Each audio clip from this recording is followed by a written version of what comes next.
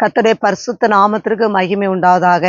பாருங்க, இன்னைக்கு நம்மளுடைய வாழ்க்கையில அநேக நெருக்கங்கள், தொழில்ல நெருக்கங்கள், வியாதி நிமித்தம் நெருக்கம், பிள்ளைகளின் நிமித்தமாய் நெருக்கம், வேலை இல்லாதது நிமித்தமாய் நாம் நெருக்கப்பட்ட சூழ்நிலை இருக்கலாம். இன்னைக்கு கர்த்தர் உங்களை பார்த்த ஒரு வார்த்தை சொல்லுகிறார். சங்கீதம் 120:1 சொல்லுகிறது, என் நெருக்கத்திலே கர்த்தரை நோக்கி கூப்பிட்டேன், அவர் எனக்கு செவி கொடுத்தான்னு சொல்லி.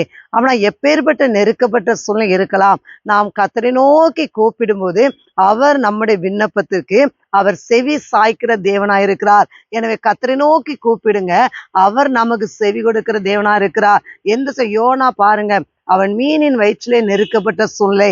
அந்த சூழ்நிலை தான் யோனா கர்த்தரை நோக்கி விண்ணப்பம் பண்ணுகிறார். விண்ணப்பம் பண்ண யோனாவை அந்த மீன் கரையிலே கக்கிட்டுன்னு சொல்லி நாம் வேதத்துல வாசிக்கிறோம். அன்பு தேவனுடைய ஜனமே, நாம் எப்பேற்பட்ட நெருக்கப்பட்ட சூழ்நிலை நாம் கர்த்தரை தேடுவோம். எனவே இந்த வார்த்தையின்படி கர்த்தர் தாமே உங்களை ஆசீர்வதிப்பாராக. ஆமேன்.